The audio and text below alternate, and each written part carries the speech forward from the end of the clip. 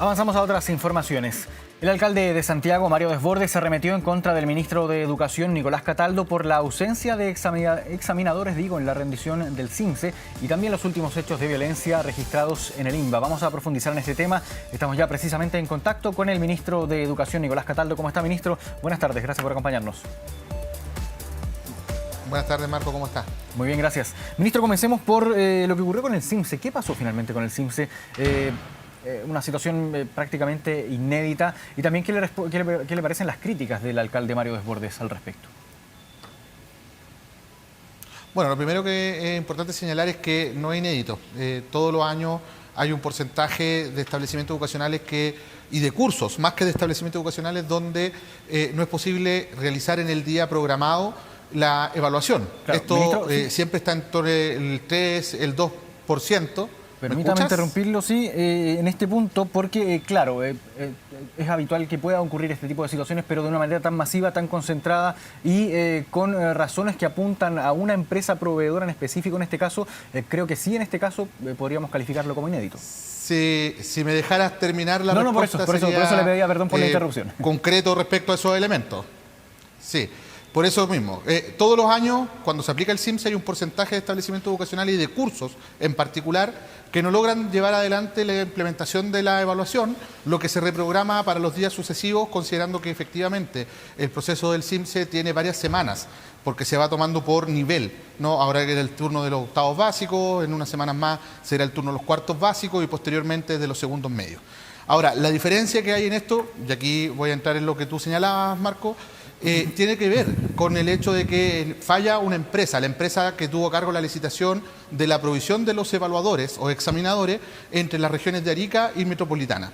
Y se concentra en particular en la región metropolitana, lo que nos parece particularmente delicado. Ahora, el porcentaje en el que ese hecho ocurre está dentro de los términos que ha ocurrido todos los años. De hecho, la implementación en el primer día fue de más de un 97% a nivel nacional, que es una cifra muy parecida a la de los años anteriores, tanto el año pasado como los años previos, que incluso son mayores que los del año 2023 y 2022. Entonces, primero hay un tema importante, porque a mí lo que más me importa, Marco, más allá del debate público que se haya dado, es que el CIMSE no corre riesgo, la fiabilidad del resultado no corre riesgo, la información que nos va a entregar no corre riesgo, y quienes no pudieron desarrollar la actividad el día programado la van a poder desarrollar. De hecho, el día de ayer terminó la reprogramación desde el 100% de esos establecimientos educacionales que no pudieron hacerlo, tal como ocurre todos los años por distintas causas, por distintas razones. Ahora, sobre la empresa que falló va a tener que responder considerando el contrato, las bases técnicas de la licitación, y para eso nosotros hemos además instruido un sumario administrativo para identificar responsabilidades al interior de la Agencia de la Calidad de la Educación, que es el ente responsable de la implementación del CIMSE, de modo tal que podamos identificar en ese proceso cuánto, si es que se tenía la información anticipadamente por parte de ellos o no, y si hay responsabilidades de algún funcionario o funcionaria más allá del nivel que cada uno de ellos tenga. Entonces, estamos en eso. La normalidad del procedimiento de implementación el día siguiente ocurrió con total normalidad, excepto obviamente casos que siempre suceden. Por ejemplo, hay evaluadores que tuvieron problemas de salud. Una evaluadora en el sur convulsionó, se tuvo que suspender en ese lugar, pero ya son temas puntuales, ¿no? Lo importante es que el hecho ocurrió y afectó en términos de porcentaje del sistema lo que ha ocurrido en cada año anteriormente, entre el 2 y el 3%, que es lo que sucede de manera habitual. Tanto es así que el Consejo de la Agencia, que es un órgano técnico transversal desde el punto de vista incluso político, ha ratificado aquello. Otros expertos han salido a hablar también respecto a esto, porque es muy importante mantener la fe pública sobre el CIMSE. ¿Qué le parecen también las críticas en este mismo contexto, ministro, del alcalde Mario Desbordes, el alcalde de la comuna de Santiago, tanto respecto al CIMSE como también del tema del INBA, que vamos a estar abordando también en minutos más? Mira, yo no soy comentarista de la opinión del alcalde. La verdad es que él busca permanentemente polemizar conmigo. Yo no voy a caer en eso. Si el alcalde desea conversar conmigo, tiene mi teléfono. Yo, como lo hago con casi todos los alcaldes, recibo permanentemente a ellos en audiencia. Si él quiere conversar, las puertas del ministerio están abiertas, obviamente. Los temas de seguridad y particularmente de violencia lo hemos derivado en la Subsecretaría de Educación y en la Dirección de Educación Pública, quienes por mandato de este ministro han acudido y han concurrido en distintos momentos a acompañar al municipio. Es más, el plan de infraestructura con el que se resolvió las movilizaciones que hubo hace un tiempo atrás es un plan que se desarrolló desde el Ministerio de Educación. Acá hay distintos actores que intervienen en el proceso y jugamos en equipo, así que nada, las puertas están abiertas. Si el alcalde tiene algo que decirme, me puede llamar o me puede comentar o me puede pedir una reunión, yo no tengo ningún problema. Siempre bienvenido como todos los alcaldes de Chile. Claro, se entiende también ahí que en este tipo de situaciones es un engranaje, aquí todo el Estado va funcionando en conjunto. Ahora, ministro, quiero preguntarle por algo que también en estos casos habitualmente no abordamos mucho, tanto como medios o quizás también como autoridades en algunos casos. ¿Qué se le dice también a los niños? Porque si uno revisa las notas del mismo día en que ocurre esta situación con la prueba del CIMSE, muchos de ellos estaban muy molestos, muy decepcionados por esta situación, decían esto es inaceptable. ¿Qué se les dice a ellos también? Porque son ellos los que se levantan temprano, tienen que ir a rendir una prueba que debe estar garantizada por el Estado y que en este caso no se pudo, pero por una situación que no fue un caso fortuito de una profesora, por ejemplo, que ahí se entiende evidentemente, pero aquí es algo que falla en el sistema. ¿Qué se le dice a ellos? O sea, primero es un caso fortuito, hay un error de la empresa que incumplió el mandato que tiene por contrato y que va a tener sanciones importantes. Claro, ahora, pero es un error mayor y que luego tiene consecuencias está el tema también de los estudiantes en el sentido de que los estudiantes tienen que estar muy tranquilos, esto se reprograma. Segundo, y de hecho ya está reprogramado para todos los casos. Segundo, es muy importante también no trasladarle a los estudiantes una presión indebida. El CIMSE no tiene consecuencias para el estudiante. El CIMSE es un instrumento para medir los avances que el país tiene en materia educativa, tal como lo hemos constatado en los últimos años, donde hemos ido creciendo en resultados de aprendizaje de manera significativa, consiguiendo incluso el año pasado resultados históricos en el ciclo de evaluación de los últimos 20 años, recuperando además los resultados prepandémicos, entre otras cosas. Entonces, creo que es importante que los estudiantes no sientan presión y que los adultos, tanto las escuelas como quienes intervienen en la discusión pública, no le trasladen al estudiante una presión que no corresponde. Los estudiantes tienen que estar tranquilos, la evaluación se va a desarrollar para quienes no la pudieron hacer, tal como ocurre todos los años, y eso garantiza el derecho que tienen a poder estar presentes en la evaluación del CIMSE para el año 2025. Claro, en todo caso, ministro, se lo preguntaba más bien por la reacción de ellos. Genuinamente, cuando uno le pregunta, se sienten molestos, se sienten que pasaron a llevar finalmente el respeto que se les debe en este sentido. Ministro, ¿cómo se aborda también esto para que Sin duda, tienen todo el derecho. Claro, evidentemente. Pero ¿cómo se aborda también para que esto en casos futuros no llegue a ocurrir quizás alguna modificación en los contratos que se sostienen aquí con los proveedores, algún tipo de revisión o fiscalización posterior que se pueda hacer también? ¿Qué es lo que se puede ir revisando también para que esto, insisto, aquí el problema que es evidente que se conoce, que tiene una empresa proveedora del servicio, pero que el Estado debe garantizar? Entonces, por eso le quiero preguntar, ¿cómo se aborda para que esto no vuelva a ocurrir en un caso como este? Mira, lo primero es que es súper importante despejar es que el sistema evalúa más de 6.000 establecimientos educacionales, más de 9.000 cursos, ¿no? No hay ninguna posibilidad de que esto sea un proceso provisto directamente desde el Ministerio de Educación, que no es el caso porque además no es tarea del Ministerio de Educación, o desde la Agencia de la Calidad. Esto necesariamente tiene que estar externalizado, digamos, a instituciones que prestan estos servicios de manera regular. Nos llama mucho la atención la falla, porque no es una institución, esta empresa que falló, no es una empresa que no tenga experiencia, ¿no? En años anteriores incluso fue la Universidad Católica, también hubo algunos problemas que se suscitaron el año pasado. Claro, no era año electoral, por lo tanto no generó el mismo revuelo, a pesar de que los porcentajes estuvieron más o menos en los mismos rangos de lo que tenemos este año. Y por otro lado, también es importante señalar que han habido otros años en que la situación ha sido peor y se ha ido generando aprendizajes. Hoy día tuvimos una reunión con los actores del consejo de la agencia, que son académicos, expertos de destacado renombre, ¿no?, de alto nivel, con quienes estuvimos conversando sobre los hechos y cuáles son medidas potenciales para poder corregir. Hay algunos temas que ya podemos implementar de cara a la evaluación que va a haber en las próximas semanas para cuarto básico y también para segundo medio. Hay otras que implican a lo mejor hacer modificaciones en las bases de contrato, pero lo cierto, y en esto quiero ser enfático, Marco, porque no me gusta mentir ni tampoco asegurar cosas que están absolutamente fuera de control, no solamente mía, sino de cualquier ministro que venga después de mí. En la envergadura de establecimientos que se evalúan y de cursos que se evalúan, es normal tener un margen de error como el que se ha tenido en la implementación del primer día, que luego se subsana. Es más, Por eso existen los mecanismos de subsanación, porque ya ha sucedido en otras ocasiones. Es más, el director de la agencia recibió llamados de también personas que han estado en su rol en otras ocasiones y le recordaban de episodios complejos como este o incluso más complejos y los aprendizajes que han ido teniendo, porque esto es un proceso que se va retroalimentando. Así que, mira, se están tomando medidas importantes. Hoy día tuvimos una reunión con los directores provinciales de educación de la región metropolitana. El lunes la tendremos con el resto del país, porque queremos que jueguen un rol mucho más determinante en la gestión de la programación y también del control en el día mismo de la implementación de la ley, lo que ya va a ser una innovación respecto al tema, incorporando al Ministerio de Educación directamente en el proceso, porque, como te decía recién, la tarea de evaluar, según la ley que crea el Sistema de Aseguramiento de la Calidad, hace más de 12 años, es de la Agencia de la Calidad. El Ministerio de Educación no tiene competencias evaluadoras, así como tampoco fiscalizadoras, que las tiene la superintendencia en este caso, ¿no?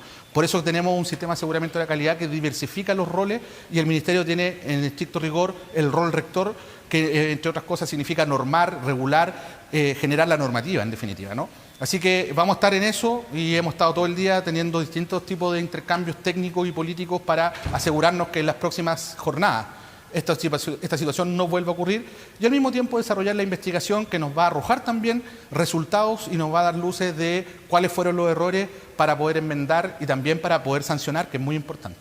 Claro. Ahora, ministro, quiero llevarlo a hablar de los hechos de violencia ocurridos esta semana en el Internado Nacional Barros Arana, que lamentablemente uno quisiera decir que es primera vez que ocurre una situación de características similares, pero ha ocurrido también, y lo hemos visto también sobre todo en establecimientos emblemáticos concentrados, me atrevería a decir, aquí en la región metropolitana. Primero, ¿cómo evalúa lo ocurrido, la respuesta del Estado en este caso ante este hecho específico ocurrido durante esta semana en el INBA? Bueno, lo primero, y siempre lo he dicho, estos hechos son inaceptables y yo siempre trato de hacer la distinción de aquellos elementos que tienen que ver con problemas de convivencia educativa, es decir, aquellos que se suscitan en los contextos escolares por razones humanas al interior de las comunidades educativas y que pueden tener respuesta en función de las capacidades y las atribuciones que tiene el sistema educativo, es decir, aquello que puede implementar los equipos directivos, los profesores y profesoras para esos fines. De aquellos que son delitos. Y aquí estamos frente a delitos. Cuando hay armas de fuego o armas incendiarias, cuando hay uso de armas, ya sea cortopunzante o de fuego, cuando estamos frente a ese tipo de situaciones, lisa y llanamente estamos frente a hechos delictuales. Es por eso que nosotros evaluamos la necesidad de una articulación mayor con el Ministerio de Seguridad, por un lado. De hecho, la iniciamos con la ministra Toá en su minuto cuando estaban las facultades de seguridad en el Ministerio del Interior, desarrollando planes y estrategias de atención para estos temas. Y por otro lado también las solicitudes que hemos hecho permanentemente desde el Ministerio y también desde el municipio de Santiago en su minuto con la exalcaldesa y también con el alcalde actual, de tener fiscales con dedicación exclusiva y desarrollar las acciones judiciales para que se investigue estos hechos y se llegue hasta el fondo, porque acá no solamente está la vulneración de derechos que ocurre cuando los hechos suceden, acá se empuja a jóvenes a delinquir, a efectuar hechos delictuales, y aquí también es importante resguardar esos derechos de los jóvenes vulnerados que ocurren en otros contextos y antes de que sucedan los hechos mismos al interior de la escuela y fuera de los establecimientos educacionales también. Es por eso que es muy relevante la articulación intersectorial con seguridad. Nosotros tuvimos una reunión hace un par de semanas atrás con el fiscal nacional, donde hemos estado conversando también sobre algunos elementos de la estrategia para poder llegar hasta el fondo de estos asuntos. Y para nosotros es muy importante también contar pronto con la ley de convivencia educativa que está en trámite en el Senado. Yo diría que le falta poco, así que espero que podamos despacharla pronto. Y hay un llamado ahí a los senadores a que nos ayuden a que esto se acelere mucho más, porque necesitamos contar con esa herramienta. Por ejemplo, una de las herramientas que considera ese proyecto de ley es el uso de tecnología asociado a la seguridad en los establecimientos educacionales. Cuando se discute el tema de pórtico o no pórtico, cuando se busca polemizar con nosotros, bueno, la respuesta que yo les quiero decir es que el Ejecutivo indicó en el proyecto de ley de convivencia un artículo que establece el correcto uso de herramientas tecnológicas para la seguridad, entre las cuales está el pórtico, con regulaciones claras de protocolos de implementación, cuáles son las garantías de derechos que deben haber, es decir, una norma bien redonda desde ese punto de vista, a diferencia del otro proyecto que se está tramitando y que se busca polemizar con nosotros. Yo diría, por favor, si estamos preocupados de la seguridad, hagamos lo que tenemos que hacer, considerando las herramientas que ya hemos puesto a disposición del Parlamento para esos fines y no generar estas otras acciones que más bien lo que buscan es polémica en contextos electorales. ¿Y usted en este caso, ministro, es partidario de pórtico o no pórtico? Yo tengo una opinión técnica y tengo una opinión política. En la opinión técnica creo que los pórticos no han demostrado en el tiempo, en la evidencia que se maneja, ser totalmente eficientes respecto al propósito que tienen. La evidencia no es concluyente. Sin embargo, genera sensación de seguridad y hay comunidades educativas que buscan tenerla y están contentos con tenerla, cual es el caso, por ejemplo, del Liceo Comercial de Temuco. Hay otros que no lo buscan. Yo he estado en distintos contextos. Hace un tiempo atrás, no sé si recuerdas, el estudiante que fue baleado en la rodilla en San Pedro de la Paz. Yo estuve presencialmente allá con las comunidades, con los estudiantes, apoderados, y ellos mismos decían, nosotros no queremos pórtico, lo que queremos es que nos mejoren la infraestructura, que el gimnasio que está cerrado hace años esté abierto para que los niños puedan desarrollar actividades deportivas, entre otras cosas, ¿no? Que nos mejoren la infraestructura, porque el pórtico, mire, no habría resuelto nada porque las personas que entraron con la pistola al colegio lo hicieron por el cierre perimetral. Una de las cosas que nos pidieron fue elevar el cierre perimetral. Todos compromisos que se han cumplido o están en proceso de cumplir. Entonces, acá hay respuestas distintas que las comunidades educativas no están sensibilizando respecto a qué es lo que quieren, ¿no? Algunos podrán optar por el pórtico. Entonces, lo que queremos es más bien generar la opción para que las comunidades educativas sean las que tomen esa decisión. Ahora, técnicamente no hay opinión concluyente y ahí yo he sido enfático y he sido consistente también. Estamos de acuerdo con legislar para que se abra la opción, sin embargo, desde el punto de vista técnico no tengo una opinión favorable en el sentido de que no es concluyente de que se cumpla con el propósito efectivo de asegurar más, valga la redundancia, seguridad al interior de la escuela, aunque genera efectos de sensación de seguridad mayor y es legítimo que las comunidades puedan requerirlo. Y en el caso del INBA o de otros establecimientos emblemáticos que han tenido problemas de este mismo tipo, ¿estaría a favor quizás de su implementación? Yo creo que esas cosas hay que evaluarlas, y quien tiene que evaluarlo en definitiva es el sostenedor. El Ministerio de Educación no es sostenedor. Ahora, eso hay que evaluarlo porque efectivamente uno tendría que mirar si es que la medida que es la que se va a implementar va a profundizar o no tensiones o crisis.